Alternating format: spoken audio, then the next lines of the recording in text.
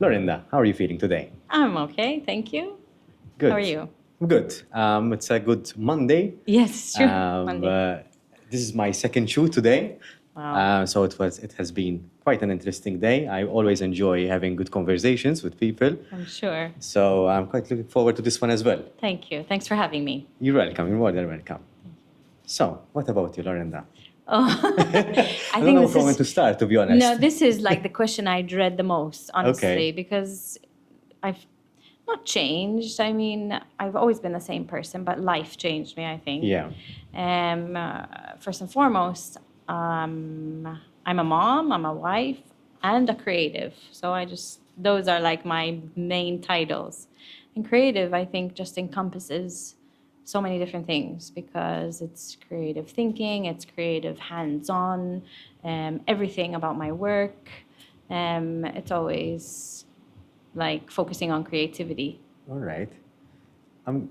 Hopefully, I'm not driving you into a corner with this question. Okay. So, I know that you're quite out there, so you have quite a big social presence, and you've been on other podcasts as well. Yes. And I want to make this a little bit different for you as well, so you Okay. can have a bit of a different experience, not just all the same. But I want you to ask the question: what are you expecting from this conversation? I don't think I have expectations as such. I Okay. think I enjoy having meaningful conversation, conversation that maybe touches on things that maybe we don't often hear or that we think about but we don't talk about. Maybe just sharing insight on experiences. I don't know. What is there something you expect from maybe our conversation? Not really. In the sense, I usually don't form expectations, Okay. and as we've had the conversation before, I don't usually structure my podcasts in a way that there's a question and answer. It's like more like a conversation, Yes. and I think you can resonate Yes, with this. yes. I think we both value authenticity, and we're bringing 100%. ourselves into this round table. Yes. And so there's nothing scripted here, and that's why until we always dive into a conversation, it might be a little bit more challenging because until we pick up a topic and say, "Oh, this is where we start. This is it. This is where we start." Yes. And I don't think it doesn't matter where we start, but it's what matters is the journey that we end up taking into the conversations. And sometimes you have conversations that they might start with nothing, but end up And then having end up somewhere. Absolutely. So, Lorinda, recently you've been working on the cafeteria. Is it Yes. right to call that way? Yeah, yes, sort of. But I can resonate with this. I mean, I've built this myself, and I think Yes. you can resonate with that. It's been on and off. Yeah. It was never in my plans. I'm not a person. I never imagined having to open a cafe at all. But the space became where I was having. So it's a building, Yeah. and I was renting a room on the roof of the building. Okay. Okay, and below me there was a bar being rented by someone else. All right. And a very large hall. So at the end of sort of 2023, I started doing these craft sessions, the workshops. And they started to be really like well received. I had started doing them before COVID, but then as we know, COVID really ruined things for so many people. But anyway, and I wanted just to use the space for these creative sessions. Now, at the same time, the person's contract was ending. Okay. And when I asked the owner if I could just hire the hall, they said, if you want to hire the hall, you have to open the cafe as well. Okay. So I went home to my husband and I said, do you want to open a cafe? And he's always like really not amused by all of my crazy to be expected in a ideas. way. But bless him, he always obliges and says, okay, fine. Does he have an Fine. option? No, not with me. No, because he'll never hear the end of it. So apparently, yes. So that's the story behind it. And That's is the it open story. now or is it? Well, Because I saw the plaster last week. Yes. I've been doing a lot of the work myself. Okay. I recently got someone to come and help me paint the ceiling because it's very high and I'm not very tall. Even if I get on a ladder, it still doesn't work. So I said, okay, this is something I cannot do. Yeah. Other things, I do them myself because I enjoy it and Yes. I'm learning. I don't feel like it's a race, like I have to Open it up by a certain have time. an open, Okay. you know, everyone's like, are you open? I'm like, well, if you see the door open, you can come up and have a coffee. If it's closed, reason is I don't say it's open because I'm not consistently there. Okay. So if something happens or if I have to be in the hospital with my son or if we have appointments, it's closed. My husband had to go and work. Unfortunately, he was working from home so he could work there and Yeah. open the cafe. But something happened with his previous employer, and so he had to find other work elsewhere, Yeah. which means that he can't be there. Okay. So we open it for events. So when we have an event, it's open. We hire it for birthday parties, other kinds of events. We have my creative sessions. For me, I prefer that it's like an event space in a sense, you know. I think it's working well. Let's say it's working well for me like this at the moment until I pick up and it's finished. Yeah. I think it's good as it is. There's still a lot of work. And I think something start off with just starting. So I mean, you don't need to have an end goal in a way. Exactly. Some things just start and they fall into place automatically to some extent. You need to put in the effort. Yes. But some things fall into the Yes, place yes, on their own, if that makes Yes, sense as well. yes. So And it's a nice journey, I feel. Like it's not something, you know, where, you just snap and it's like done. I'm taking a lot of interest in making it up and doing things slowly. It's not that's not has to be done overnight completely. yes. Yeah. Speaking of journeys, I'm connecting to what we were discussing a little bit before we sat down for the podcast. Something about parenting. And you mentioned something that struck a chord with me, that you're still learning as you're raising your son Henry. What have you learned so far about parenting? It's the toughest thing I've ever had to do. Toughest. Excluding all the stuff that he goes through and that I go through and we go through together. Parenting is really tough. It's lonely. It's lonely as well because you're learning and learning as you go, depending on each person's character, can be very lonely and scary. It's very scary. I find it's terrifying because, as I was saying, you have to be so careful with what you say because nowadays they Yeah.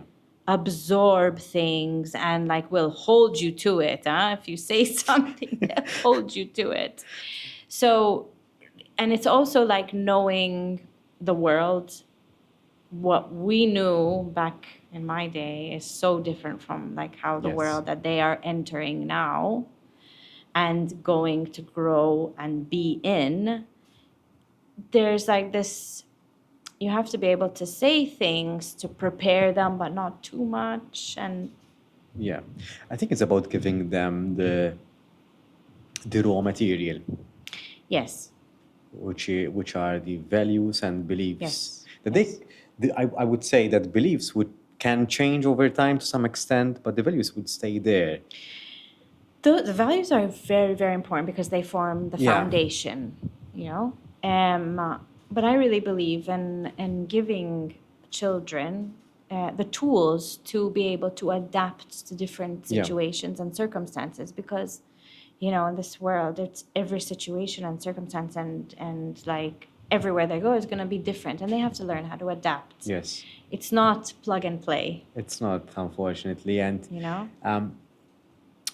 it seems to me that in some way, I'm not sure about if it's social media, but life became sort of dreadful Yes. in the sense that we can get so consumed with the negative things that go around. I mean, news might play a part in this, but there are so much negative aspects. I mean, there's a balance. I feel that Yes. life is a balance of both.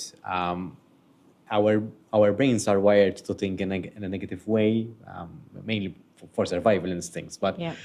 beyond that, I think there are things that we can appreciate a little bit more Yes. in life. But it's so Yes. easy to look at the less pleasant stuff. I think we and our children growing up now are exposed, have access to so much. Like I find that when I was a kid, I was like stupid compared to like kids these days, honestly, because nowadays I was so carefree and like, you know, you pick up your bike or you go to the park and it's like everything is like, you know, airy fairy. And today, no, they worry, they have anxiety, they have problems, there's stress. The very young children have stress. I mean, stress. I didn't know what stress was when I was 10, Yeah. and it comes, I think a lot from, everything that they're exposed to. And having said that, what do you say? You say, okay, so don't expose them, but you can't. You can't. No, you can't. can't really. So the key, I feel, is educating them and saying, okay, yes, this exists, but let's look at the other side as well. This is happening in this part of the world because of XYZ, or this is happening here because of XYZ. We can't just let them be exposed to it and not say anything about Yes, it. yes.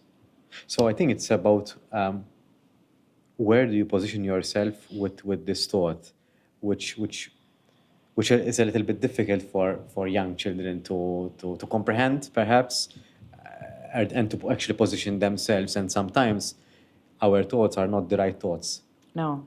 and sometimes our brains play games with us. For sure. And for sure. sometimes we can't trust ourselves, not from a confidence point of view, but we have to really dig deep to see from where that feeling emits. And for someone at a very young age, they might not be even cognitively ready to do that kind of introspection as well. For sure.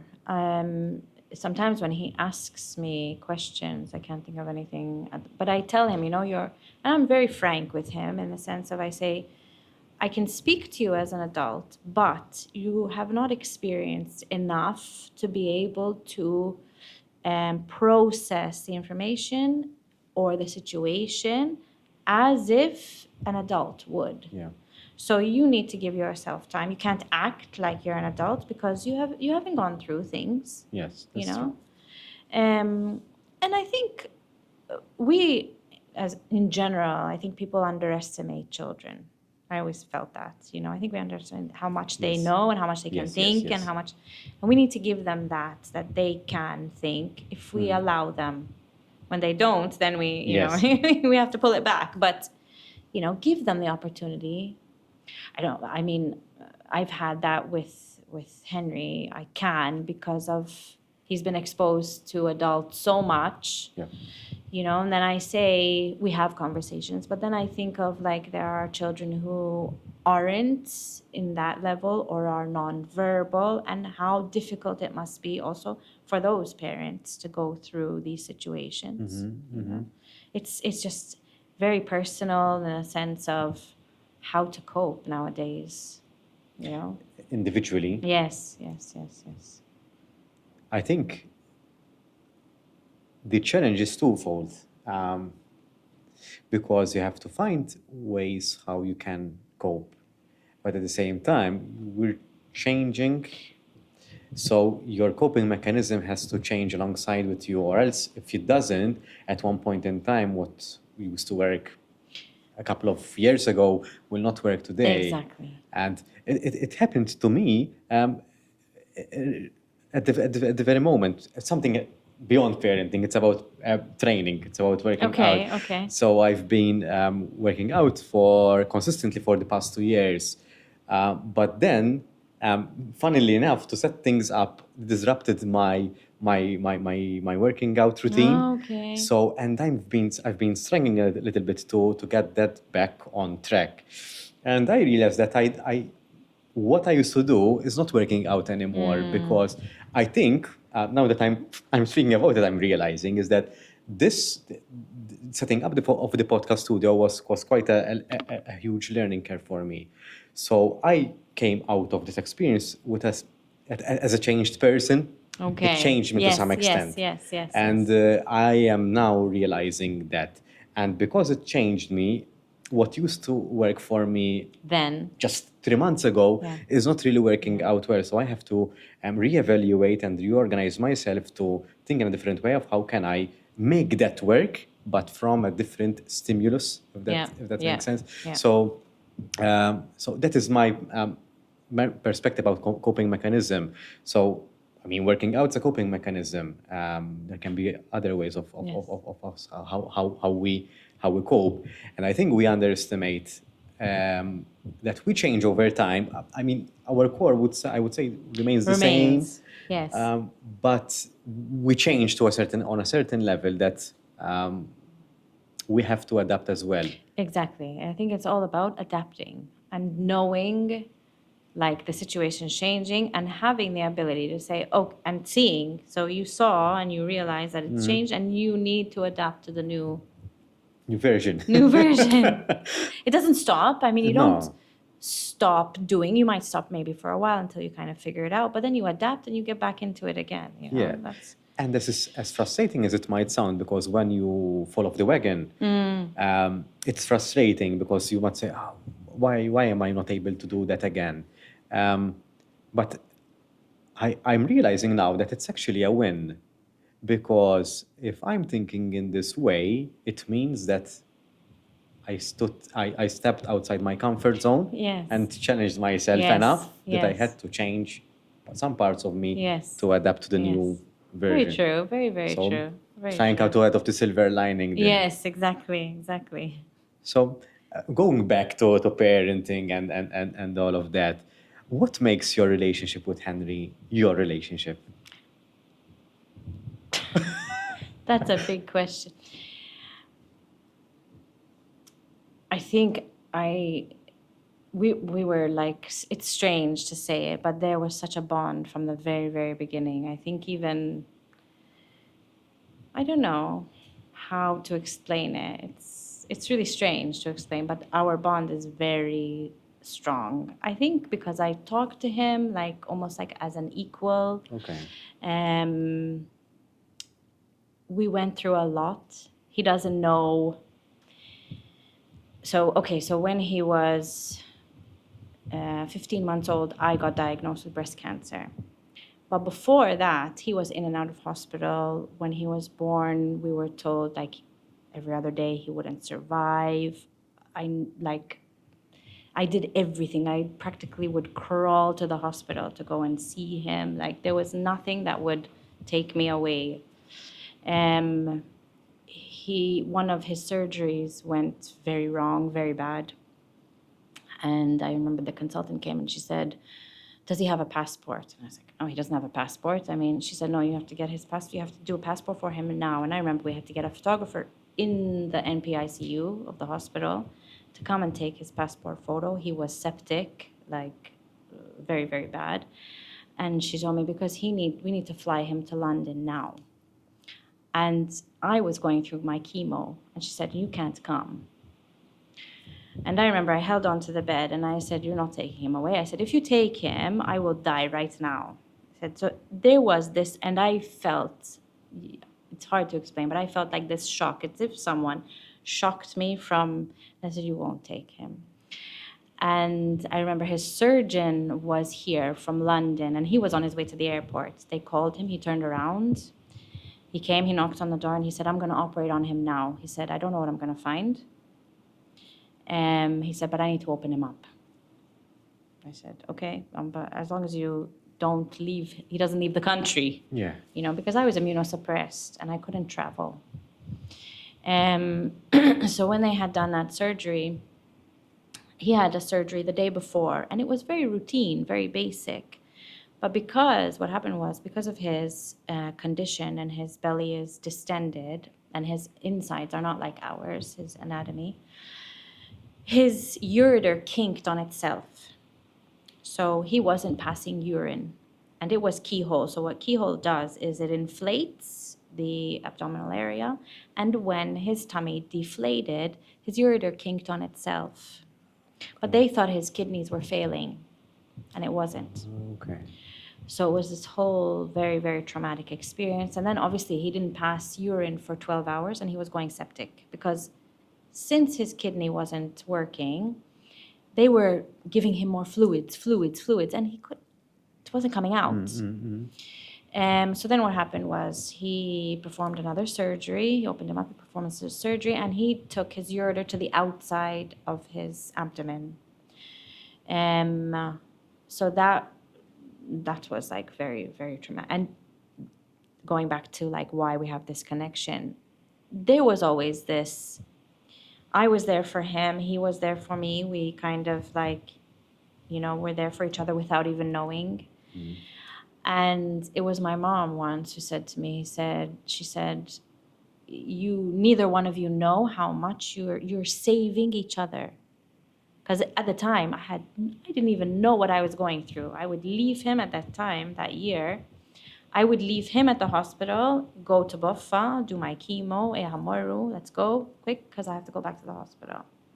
So it was a lot of this, and we were it bonds you without you even knowing, in a sense. He still doesn't know. I mean, till now, he doesn't understand as so much, But I think that even if you don't understand and you don't know, it bonds you a lot, I was always very maybe protective of him, especially in the beginning, because at that time, especially because my life was like on the doorstep. His life was on the doorstep, and it was very much like, okay, I just want to, keep everything all the time. It wasn't smothering, but I wanted to have every moment I could with him, So I had to be with him. I didn't want to miss anything because I didn't know if this boy was going to grow up without me. I didn't know if I was going to grow up without him. So there was always being together. And in that sense, I think it really developed a strong bond that we have. Plus, when he's sick, it's always mommy. When he goes to the hospital, it's always, not because my husband isn't there, but he always wants me. And I tell him, I'm like, Daddy's the same. If I have to go somewhere, even this morning, I had to take him to the hospital. And I said, Daddy's going to take you because I have to go somewhere. No, I want you. I was like, Daddy's going to do exactly the same as I do. But, it's normal, Children always look for mommy. I think it's an instinct as well. It is. But I appreciate your story from the point of view that unfortunately it's not something that I can sense, but it's very hard for me to comprehend because it's a very unique approach. But it's something that I can feel. So I'm trying to think of something that shows my understanding. It's fine. It's very... But at the same time, appreciating the depth of it as well. Because it's not something that you would wish on anyone. No. But you seem in a state where you're so thankful for it that happened in a way. Very. Very. So that's I'm trying to dissect it in a way. That's it's a very unpleasant experience once you're in it. But this might sound a little bit superficial. Apologies on. It's okay. It's the rewards that you get out of it. The relationship that you have now. It's priceless. Yes. No. Even my perspective on relationships, on life, on everything that maybe we normally take for granted. For me, no, I don't. I mean, and I know before all of this, I was a very different person. Everything was, I'd complain about the stupidest thing, and it's okay. I'm not discrediting anyone complaining, because I always say, your worst is not my worst. My worst is mine, and that's my, I will not say, oh, don't, I'm not one of those. Oh, don't complain because it could be. You know your worst, and that's bad for you. My worst is very different from yours. It doesn't exceed or is better or worse than the other. But me, as Lorinda, I am grateful for all of it, in a sense, because it showed me such a different perspective to life. And I think had I not gone through all of that, I would never have this. It's funny, it's very strange, but there's like such a overwhelming peace that I would have never had. It's like this internal kind of comfort, that knowing this depth of life, if you can kind of understand, At least from what I'm feeling, is it the feeling that everything will be fine in some way, shape, or form? Is No. it that kind? No. No. It will work out. No. No.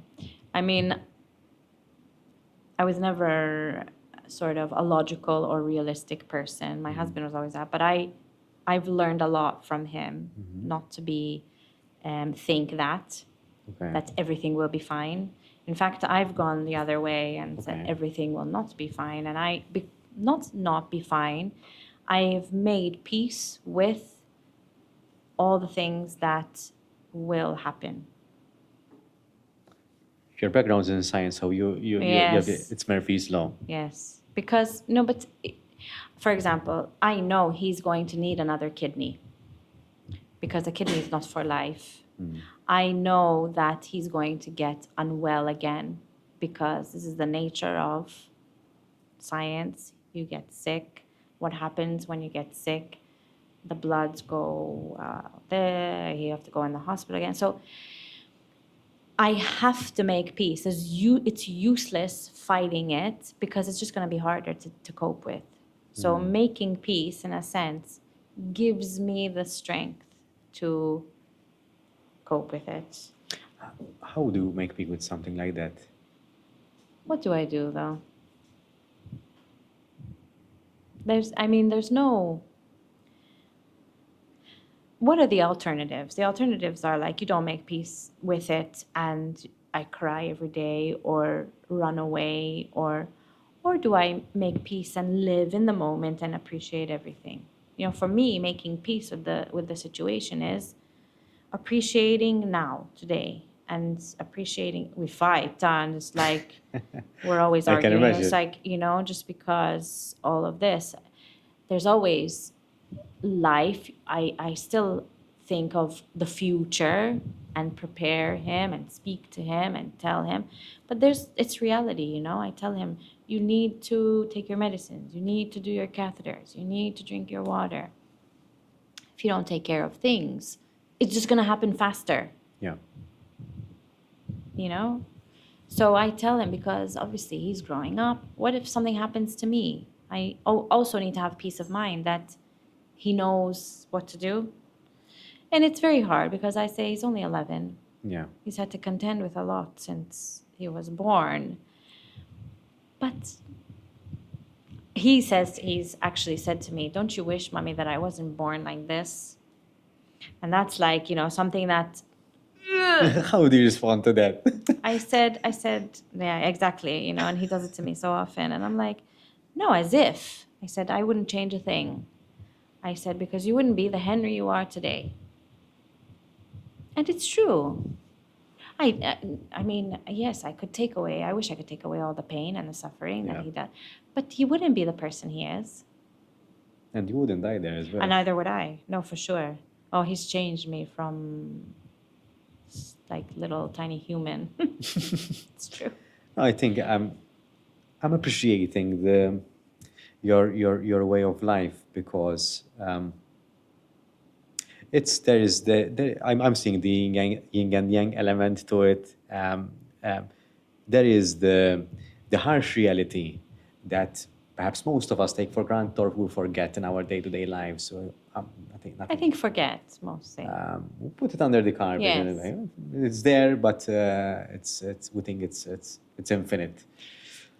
So you're taking that infinite concept, but making it finite because you're appreciating each and every day, and in a way, you're living. In a way, you're living because sometimes when we put things under the carpet, we desensitize ourselves to the point that life becomes numb. Exactly. Every day becomes the same. Yeah. And again, as superficial as it may sound, at least you're living every day. Trying. You're still living. Yes, I mean, I have my moments and I For have sure. my days, and For it's sure. never 100%, and it's never. But I also don't believe in like being positive every day, or either way, you can't be positive every day because that doesn't, it's not possible and it Yes, doesn't no, I exist. think It's it's very toxic, yes, I yes. think. And you're not gonna be sad every day, even when I feel like I am. I tell him, I'm like, I'm really having a bad day. I leave me alone today, or don't speak to me because. And we have this. I think it's important to understand that we have our ups and downs, and that's life, really. And for a person which with such a person with a young age, I mean that might be a little bit. I wouldn't say tough. No, I think I will retract that because that's his way of life. Yes. So he doesn't know anything better Yes. or worse. I mean, Yes. it's the way of life. Yes. So I think he comprehends it because he's living it, and so are you. So I don't think it affects him. But how does it affect you? Because you said that it changed you over time. Yes. So you can see the before and the now. Besides gaining that appreciation. Look, in the beginning, I was in denial, complete denial. I thought, like, I remember when I took him home from the hospital after he spent 6 weeks in the intensive care. I spent weeks going, the doctors are crazy. They don't know what they're saying. There's nothing wrong. I was and I remember myself saying, no, they don't know what they're talking about. They're crazy. Literally, like I said, no, they don't know what they're saying. They don't know what they're doing. I was in denial. But then, he got really unwell, and then they had to remove a kidney, and they had to do all these surgeries, and it just comes, and you're like, wow, okay, this is real. This is real. And it was very, very, very hard to accept. But then when you start accepting it and start good dialogue and good communication with the medical teams, you begin to say, okay, this is how it is. What can you change? What can you change? And you have to keep on it. You have to keep on medicines, supplies, making sure, like, if I see signs of something, I have to know what to do. And it's nonstop, literally nonstop. So you change in the sense of before, for example, if he had a fever, I would panic and, pick him up at 2 o'clock in the morning and go to the hospital.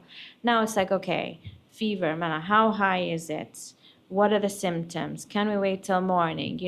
This is like part of it. This is now years and years, or, okay, so the catheter is not working, or he feels a bit unwell, but what does it really mean? Is it really because there's something under, And you learn, like I learned, not to panic as much. And to be systematic Gauge, and engage, and yes, it's okay. say, And go okay. by elimination in a way. He helps as well because he's older, so we Yes. can communicate better. When he was younger, it was much harder. Definitely, because he wouldn't say, it's hurting here, or I'm feeling this, I'm feeling that. So That makes a big difference, does. or like he's crying, okay, but it's like, is it pain? Is it sad? Is it fear? Is it, there's so many. And then you start to make this conversation and this dialogue, and you learn from it. Like I said, we learn from each other, honestly. Definitely. And you've mentioned that, not yet, I just read it on your website or on bio, really, that you used to blog. Yes, that's how it all started. How did blogging help you out? So when I found out I was pregnant, I used to, at the time, this was back in 2012, at the time Yeah. blogs weren't so popular in Malta. Though not, In Malta, no, for not- sure, they for sure. I weren't. think they were popular overseas. Yes. And so, when I got pregnant, I was like looking up all these like, things for kids and stuff like that.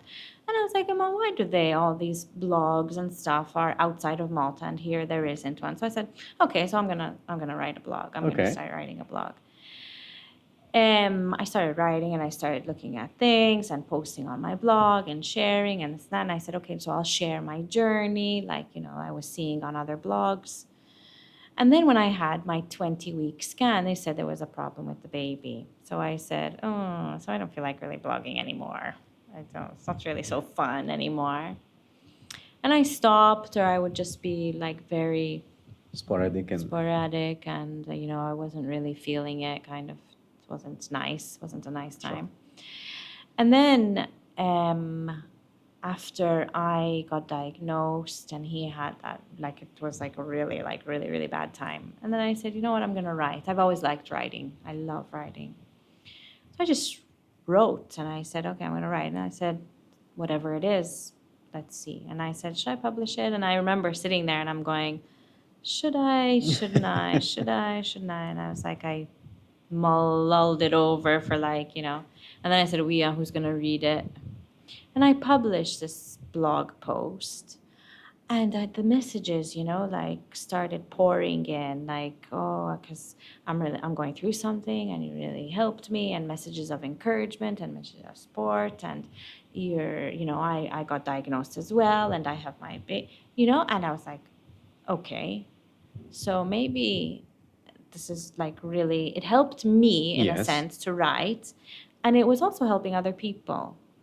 So I was like, it's like win-win, So I kept on blogging, but then eventually Instagram took over. There was like the Yes. bit where Facebook was Yes. popular, and now Instagram is a lot I more. think Facebook is dying out, really. So Yeah, Facebook has its own audience for like different. I think it's like people just complain on Facebook. or the groups that you've mentioned. Yeah, so like my baby is like has a fever.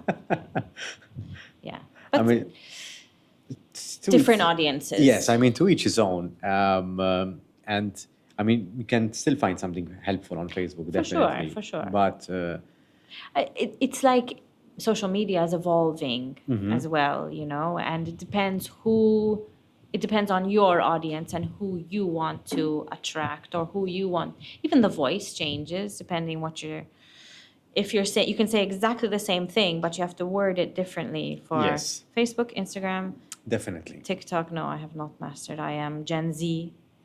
So But you've mastered Instagram, I would say. Instagram, I like it. I miss the old Instagram though, where it was photo and caption.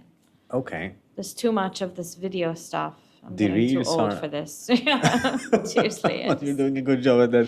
I'm still learning the ropes, to be honest, Yes. because I'm still growing my own page. But Yes. but But I really used to enjoy the captions, the meaning behind, and I always loved photography, so it was really nice to attach a nice caption that people would actually read. Now, Yes. no, it's like no, attention it's so- span of 0.2 seconds. 100%. I think the story is picked up now. Yes, I think it's more of a story-based yes. platform. I mean, you put Yes. up a reel, but then you'd share it as a story at some point in time as well. Yes. So it's like recycling of the same Yes. content to a certain extent, just to be seen. And it's like consistent, non-stop. Yes. You can have your phone like in your face No. all the time. But you do post quite a bit. So I do, that's but admirable. I post when I have something to say. I sometimes like there are some maybe who like constantly, and I'm not a natural at that. I post when I have something to say or something to share, something good that's happening. But, like, I'm really not, I admire people who are like, I say, they must not get their phone out of their hand. It looks like but I'm really not like that. I'm really not like that. What's the most recent post that you really, this I feel like sharing this. What was it? Today I shared one because Henry and I have this series called Hey Mom. Okay. So he narrates, he'll ask me a question random, like, Okay. and sometimes I'll be, oh, that's a good question and it's like very like thought. Okay. So in fact, this weekend, because he volunteered, meaning I volunteered, Okay. to go and patrol a beach, to wait to see about the turtles. We patrol the shore, Okay. to see if any turtles have come up. So we have to watch if we see any tracks, because if a turtle comes up, then they have to protect it. Okay. So we Is volunteered it with with Nature an NGO Trust. called Nature Trust. Nature Trust? Yes. Because there's another NGO doing sea related. Could be, yes, but this is Nature. Forgot the name. So 5:30 in the morning, we need to be on the beach. Wow. So we are on the beach 6 o'clock because we've walked the whole way, and he's like, "Mom, do you think I'm lucky?" No, do you know what time it is? Not now. Not now. I mean, and he's not the type, I can't give a straight answer of yes or no. And I don't like, how do you say, discrediting Yeah. or To say just a quick answer, just to. or say, oh, of course you're Yes, lucky. yes. Because in reality, it's not, And what's luck? So I say to him, are you sure you want to go to this conversation? Do you know what time it is? But it's also very good because it's thought-provoking. It's something that made me think as well, like, what is lucky? And we think of, when we're children, I think we think of lucky as what's the next thing you're going to get or you're going to have, or I'm lucky, or he's lucky because he has this. But like we said, lucky means is different for anyone. And what's lucky to me might not be lucky to you. What does it mean to you? I'm asking because Henry is here, part of the audience, and we've had this conversation just during our podcast. Yes. What is luck to you? To me, I don't believe in luck. Okay. I think I believe in more bad luck, because bad luck in the sense of things that are thrown at you that you have no control over. Okay. Like Henry being born with this condition was bad luck. Yeah. I mean, even that they did a DNA test and it wasn't coming from me or my husband, it just started from him. So that's bad luck. Good luck, I don't believe in good luck, because good things that happen, I really believe just people work for them. Okay. You know what I mean? I just believe in bad luck. All the crap that gets thrown you put at something else to the mix, the bad luck concept, right? I as I've shared already, I haven't formulated my thoughts on luck, but as a result of my previous conversation, I think I've come a little full bit circle. Yes, with this, and I think I would agree with your statement. I think you work yourself towards luck. I mean, as I've shared already, I think it's something that you do certain things that position yourself in a way that luck hits you. Yes, but is it luck? That's You've worked for it, so it's not. It ends up not being luck. Yes, luck for me is like the leprechauns and the pot of gold, which I mean doesn't exist. Yeah. Enough. I mean, even if you say you're lucky because you won the lottery, but are you lucky or you actually bought the tickets? Yeah. So. Yeah. I'm not lucky because I don't buy, My dad always used to say, you win when you don't play because the €5 whatever stays in your pocket. Definitely. But, not everyone will agree with me, but I really feel that things that you achieve or your goals and things that happen to you are because of your work or you work towards them. One way or other. Definitely. Even if you're lucky because you're in the right place at the right time. But you've made choices to get you, Yes. you know? And I think with that, people would say that it might have taken me 4 steps to reach that, but some might take 2 and reach it already. That might be where the concept or what we commonly understand by luck comes in. But I appreciate the concept, your concept of bad luck and how you put it. I don't have a counter argument for that. No? Not yet, at least. I have to think it through. So yeah, I didn't go into a lot of depth with Henry. I just said, So what was your answer? I just said that what's lucky for some people is not lucky for other people. I don't want to put that into his mind that he is unlucky, Yes. because at the same, I would like him to draw the conclusion of maybe he feels unlucky that he was born with this condition, but I can also counteract and say, but you're very lucky because you have amazing doctors. We have, you have access to medicines. Daddy and I take care of you. So you're lucky of those things, because there would have been other children who wouldn't have been so lucky. But I don't say I don't go into that. I prefer to let him draw those conclusions instead of sort of forcing those thoughts into his. Yes. Just not yet. Not yet. He can come to those conclusions eventually, you know. I'm thinking how I would have responded, and whether I would have responded with a question. I did, in fact. I said, what do you think? Do you think you're lucky? I think I would have framed it very similar to yourself, because I would want the kid to realize what they have, but also be aware of what they don't have. Yes, exactly. We can't have it all. No. And I recently did a course in coaching, the Clifton Strengths. Okay. It's based on positive psychology, and it's more oriented towards how we can use our strengths to maximize our outputs. So it goes like this. I mean, we have the talents. The talents are, according to the Gallup, the talents are the things that we naturally do well. Okay. So it might be astonishing for some, but for us it comes naturally. The things that we're naturally good in, without no practice in a way. But we might have near misses, or we might not get it perfect all the time. All the time. But if we work on our talents, in the long run, they develop into strengths. Yes. So the journey goes like that. So the quiz that you take in order to see what are your talents, there are 34 criteria, and once you do the test, the report tells you your top 10 and then your top 5.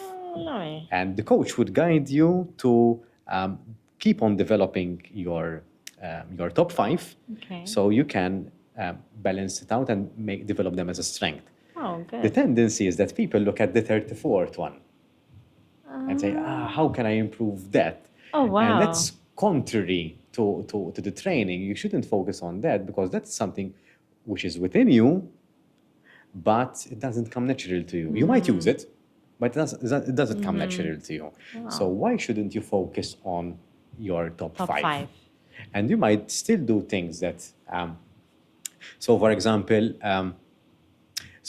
my scores, just, I don't want to go into too much depth because it's jargon at the end of the day. So my top 5 put me in the, what there are 4 themes. One of them is executing. Okay. So the get things done kind Okay. of realm.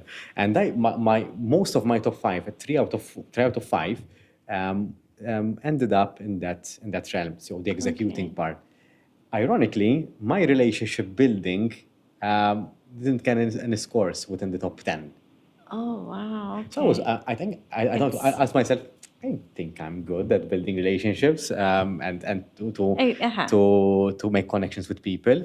And when I was doing this course, we were doing cross coaching sessions, and they asked me, okay, but what top 5 are you using to develop that to use it in your personal skills? And I scored high in belief and responsibility. So I have a heightened sense of a belief system, Right. which makes me consistent in what I do and because I have a strong belief system, I draw people to that belief system, and I have a strong sense of responsibility. Okay. So because of that, if I tend to keep my promises in most cases. So that helps me to build connections Yes. with people. So anyways, long story short. Very interesting. It's very interesting, though. No, it is very interesting because you start looking at what you have and how you can maximize on that. And it's okay that you can't have it all. And when applied in teams, you can see where people are good at, and you can create a balanced team. Yes, for sure. Because we might feel that we have to be an all-rounder all the time. And some of us might be a kind of all-rounder in certain situations, but not in every situation. No. That's why we need one another to complement Exactly. our strengths. Exactly. Or the things that we don't have. So I think I would have framed that answer in the sense, okay, you might not have everything, but you have things. Exactly. And I think we need to make it clear that we are good at some things and not maybe at others. Like, and we have good some characteristics that others Yes. don't have, and this and that. So it's very, very interesting that you did that test. And yes, I really believe that you need to be aware of what you're good at and what you're not good at. You have to accept it. Definitely. I think my foundations in this was scouting because, and I mentioned this because Yes. I know Henry is in scouts now, so that's something that I can mention. I mean, scouting is a non-formal kind of education, and I always say this. So if I have a child in front of me, and I ask them to light a fire, that would show me so much about their character and personality that I can make some assumptions. It's true. Mainly because of my psychological background, but the way the person starts a fire and maintains it, if they maintain it, because there's also a sign Wow. of persistent perseverance, I can tell you a lot of their personality. Wow. So with just one simple thing, just lighting a fire, you can deduce so much information about that person. And that's the beauty of it, because lighting a fire seems like something, not a mundane thing, but I can't light a fire, so don't ask me because I will fail miserably. no, you can light a match at least. If you can light a match, you can yes. light a fire. That doesn't count. You all need is some foliage. Henry does it, so. So he's good. Yes. And the way he lights it, I think it tells a lot about his personality. Okay. So if I were to look at it, I would say I would draw some. Interesting. And you can see not the weaknesses, I would say, but where the person struggles. Yeah. So if the person, for example, there are 3 types of logs that they need to bring. So it's the thin ones, the rather thicker ones, and Yes. then the bigger ones. So there are 3 types of logs. If the person does not bring the bigger ones, it means that they might not be good at planning at this stage, because they might not have seen so far in Ahead. advance and ahead. Oh, wow. So you okay. might want to help them. Okay, so what you need next? You might need to prompt that. Okay. And you might need to, okay, if you don't have the bigger logs, you might end up with no fire in a couple of minutes. So what do you need? And then you start prompting.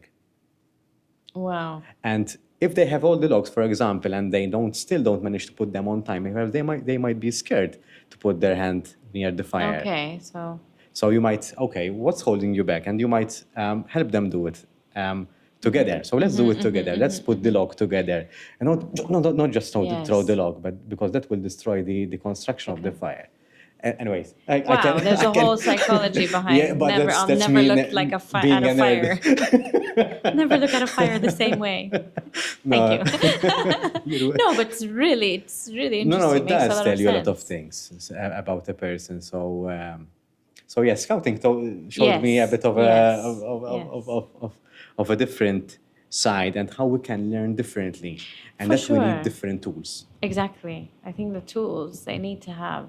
I mean, everyone in a sense has to have tools to be able to cope with different situations and circumstances in life. And scouting has been really great. I mean, he loves it, so.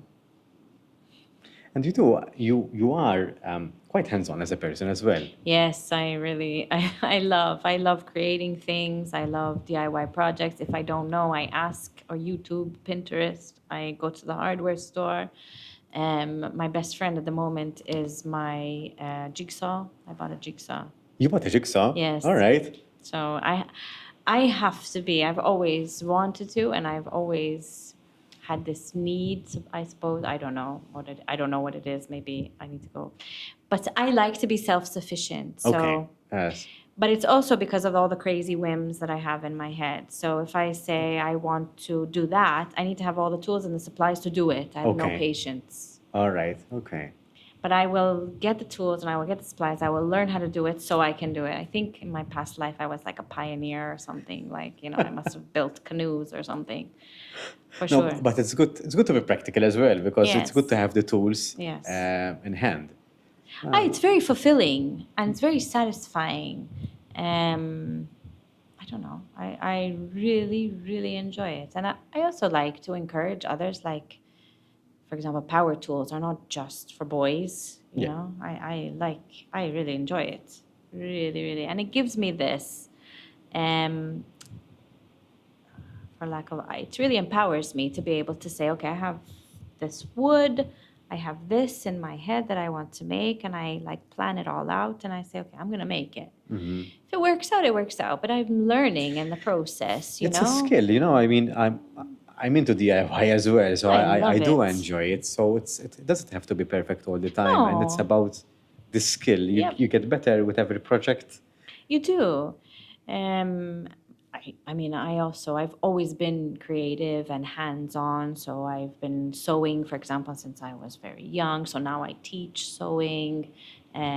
We have creative lessons and workshops at my space. So this was all also coming from because of how therapeutic it helped me so much to like just move away from my phone or move away from, all the like horrible things that are happening. It's very repetitive things or focusing on something other than the ugly stuff. It's really therapeutic. So because it helps me, I'm like, okay, you know what? I need to share this stuff because we really need it. Plus, we're creating things, we're learning from each other, we're getting back these life skills that people are losing touch with. AI is going to do a lot of things. It's not going to sew a button. So Definitely not. I love AI, I love Yeah. tech. I really love tech, but I will not give up my sewing, my printing, painting, I love all of that stuff. It just gives you, I think, a different feel to it. For sure. And I mean, there's a lot of science to back up, the process and everything that's the serotonin that's released from Yes. making something with your hands. It's, so satisfying and rewarding. Not sure about you, but when I'm doing something, it doesn't happen all the time. But when it happens, sometimes I get frustrated because I'm not getting it right. But when I'm into it, I'm enjoying the process. At the same time, I'm getting certain frustrations because I'm not doing it right. But then I get back to it. It's an explain I really, think really. it's character as well, that side of it.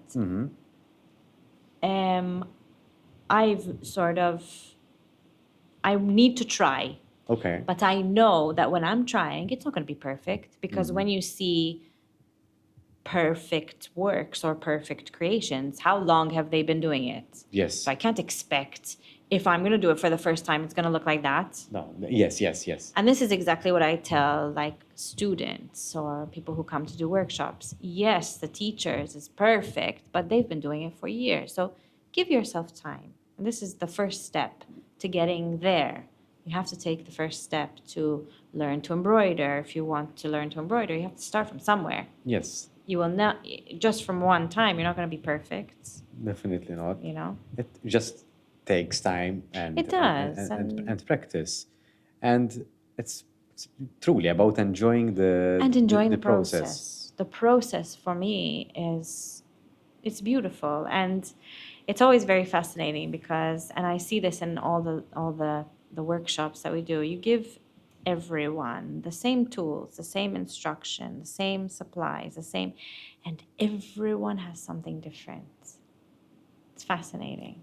For me, I find it very fascinating because everyone is being given exactly the same, but the How results it are differs? so different. I mean, if it's the same color, I mean, how do you obtain different results? Well, no, they won't be the same colors. Okay, so we can at But least even, for example, we do crochet, let's say crochet. So everyone's hand tension of way they hold the hook is very Okay. different, even though they've been given the same hook and the same yarn.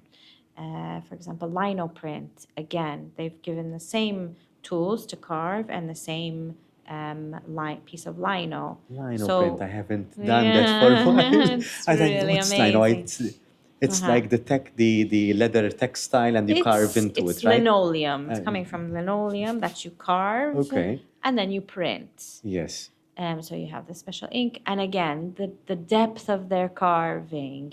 Even if you've given them exactly the same picture, they don't, because the teacher instructs them to do their own drawings. But the way they hold the tools, as deep as they carve, even the way they mix the ink, the way they put the ink onto it's fascinating.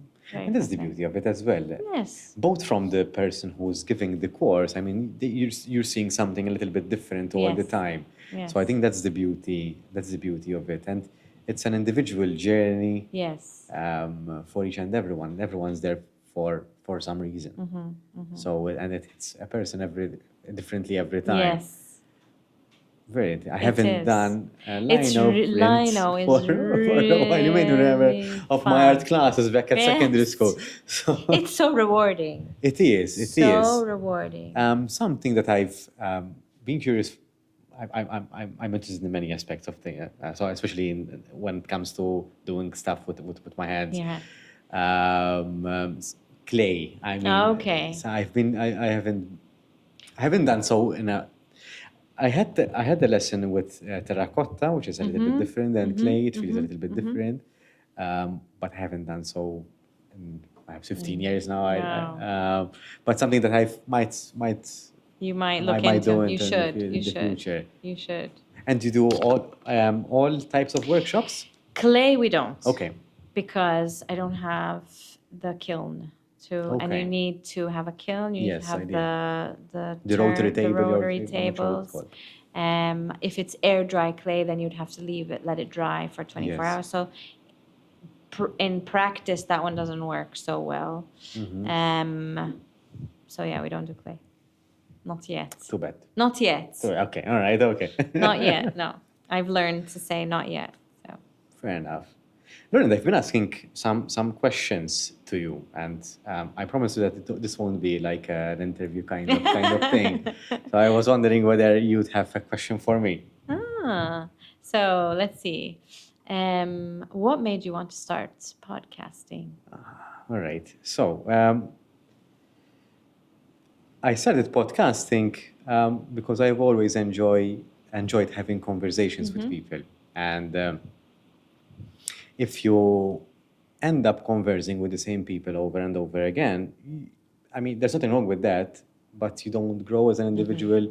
You hit a glass ceiling of sorts, and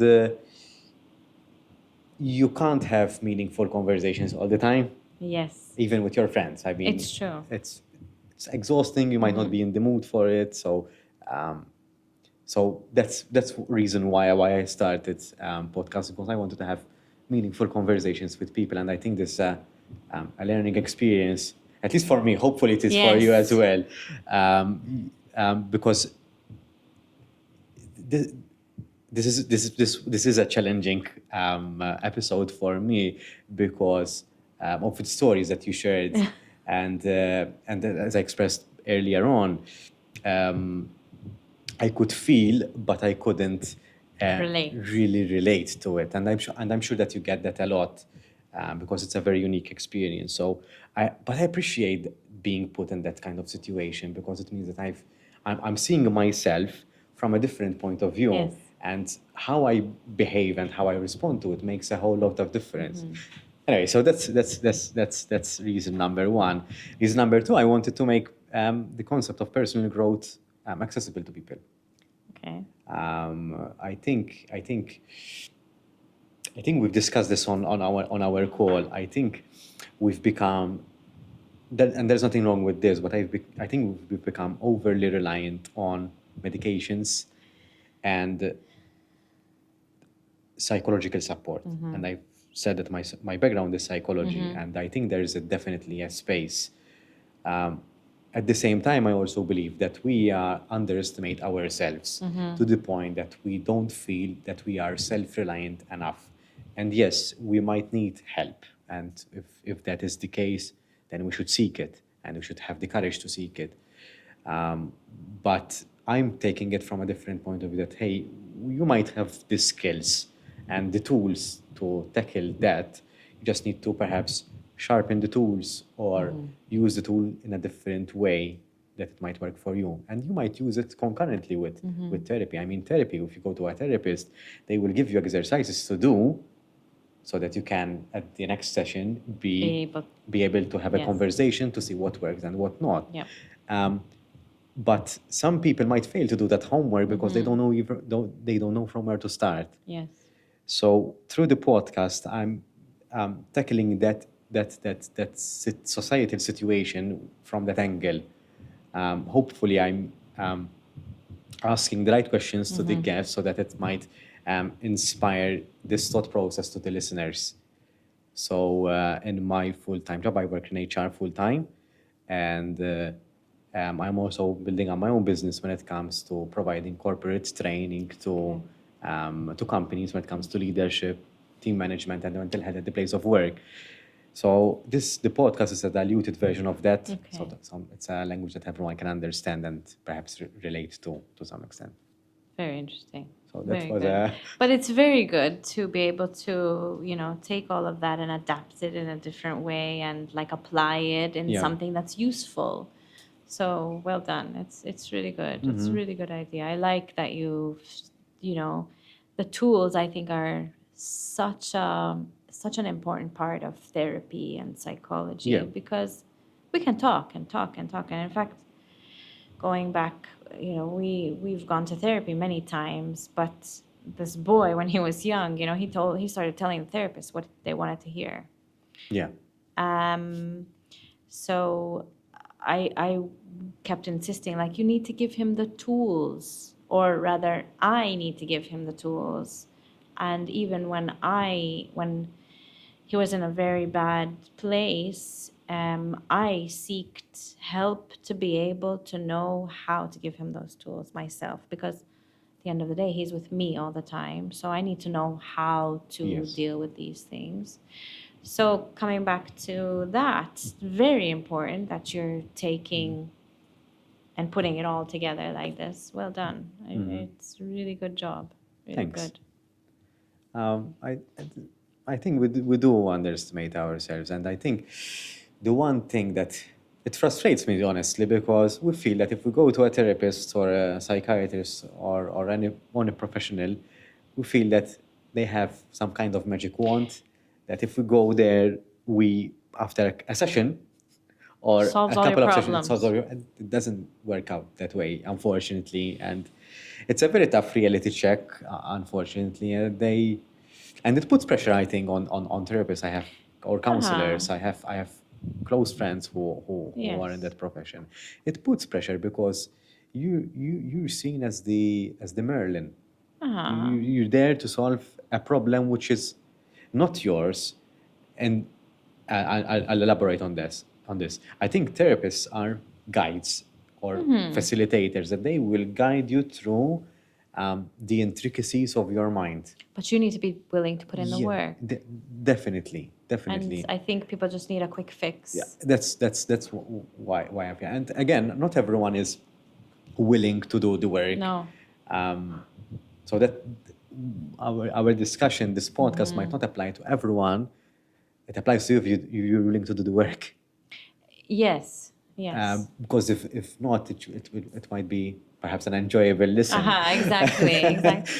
But I like to hope, let's say, I like to hope that it sparks something, Yeah. and changes something in someone. So, And if it's not now, it might be in the future as well, because I'm not sure if it happened to you. yeah. Sometimes we might listen to something or hear something, and we put it in a box, Yes. in a cabinet, Yes. and then years later, it might hit. Yeah. It might hit. I remember that conversation that I had with someone, and it hits there. So if you encounter a thought which interests you, you put it in a box, in a nice Yeah. box, Yes. and when the time Yes. comes for you to open that box and take that thought, Exactly. you use it. So that's You never know, honestly. Yes. You never know. definitely. Lorinda, I'm looking at the screen. Uh-huh. I have not seen any questions coming in. So it's very interesting. Why do you usually have Do questions? you usually have questions? Might have been. Should I be? Not to worry. I have No? my fishbowl here. Oh, wow. And I'm going to ask you to pick one, read it out loud, and give us your answer. I think you have. Okay. Well, I know it's a bit tricky. okay. You found a way. I found a way. One. Let's see. This is fun. How has mentoring or being mentored impacted your personal development? I don't do either. I don't. Really? Why not then? Why not How- mentoring? I don't mentor, and I haven't been mentored. Interesting. Um, Is there a reason why you haven't sought out mentorship? time. Out of curiosity. No, out of curiosity. Time. Time. I think there was a time where I had started, because with my brand, I was actually looking at having a mentor, but then it just, something comes up and then it just falls through and never actually happened. Okay. Um, Do you consider being a mentor yourself? I would like it, I think. I would like I think it. you would be very good at it. In the past, I have someone actually, I worked many, like years and years ago. I used to work in a English language school in the office. And I saw many employees coming and going. And a few years ago, I met up with one of them, and she said, "You were the best mentor I ever had." And I looked at her and I was like, "Was I a mentor?" And she's like, "Yes." She's like, "You taught me things that no one else taught me." And it really struck. And I was like, "Wow, I had no idea. Thank you. I had absolutely no idea." And she's like, "Oh, I tell everyone that you mentored me." And I was like, "I didn't know. That wasn't part of my job description, but it's okay." But I it guess. happened naturally. Yes. I maybe because I just feel this natural, maybe, I don't know, this way of, I love teaching and helping people be the best version of themselves. I feel like if we have nothing else to give, we can take our experiences. And I always like, if I'm telling someone something and they ask for my opinion, I would say, what would I want to hear? What would help me? So I'm going to tell that person the same thing. It's like, it's just something that, why should we not? For me, that's why I don't, it's not like, I find sometimes people are like gatekeeping and like, let's holding not share and information. holding Yes, information. yes, I'm like, no, okay, over that. Please don't do it. Like, move on. Why? I don't. So, something simple, even like sewing class, for example, they will come and, I don't know, they buy a fabric or they're doing it one way. And I would be very open and honest and teach them and show them and say, look, if I was doing this, this is how I would do it. And I would tell you as if I was doing it. So not so much brutal honesty, but honesty for your good. Maybe it's too mummy. I don't know.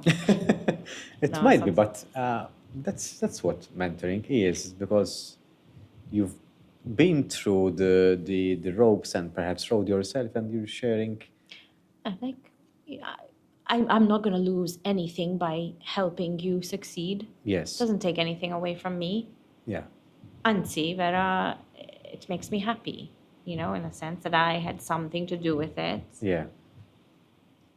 I don't see why. I don't know. I feel like sometimes people are just very much like. Malta's if it's a very small island. It could be like I was brought up very different in the culture and the. That plays a role because Yes. Malta is a very small island and the market is very saturated. So we might feel that a little bit.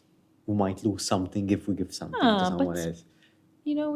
there's this thing, and I'm like, but you are your own person. What you have and what you can give, no one else can. Definitely. And what you do and what, there are loads of podcasts, but no one has the same topics, the same structure, the way they present, you're still different, Yeah. So what, we have one podcast and no one else does it? You know what I mean? Everyone has their way and their story behind it. Yes. So why not? I think we're too afraid. I've always seen this part of this culture is very much like that. I've been here now many, many, many years. I could just never understand it. I didn't grow up like that. So Well, since 1998, right? So it's been a while. too long. Now I've like surpassed my time. So I've been longer here than I've been. It just really like baffles my brain.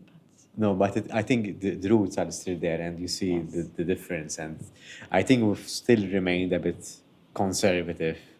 We're still very cautious about what people think of us, and if we do this, we'll be judged. We do this, we might be perceived in this way. And sometimes you can do all the good in the world, and you might still be. The older you get, the more you let go of all that anyway. So I don't. I mean, might as well do it, and then you see where it leads. I mean, I'm very much like that. Nice. Lorinda, thank you for being here. Thank you for having me. I must admit, it was a challenging episode for me. I didn't want to put you on the spot. No, not. You didn't do it intentionally. Okay. But I think I certainly took a lot of life lessons from it. So you did mentor me as well. Okay.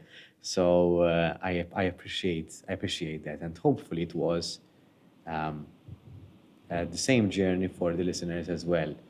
Hopefully someone can pick something and put it inside that box. Yes. Hopefully they can come to you and help them sew it in a very nice way. Yes. And perhaps if not right now, when the time comes, they can look inside the box and take that piece of information and apply it in their lives. I hope so. Hopefully it was a pleasant experience It for you. was very much. So I knew that we were going to have a good conversation from the moment we spoke. I said it's going to be easy. So very, very good. And thank you for having me. My pleasure. Thank you. Thank you, Lorinda.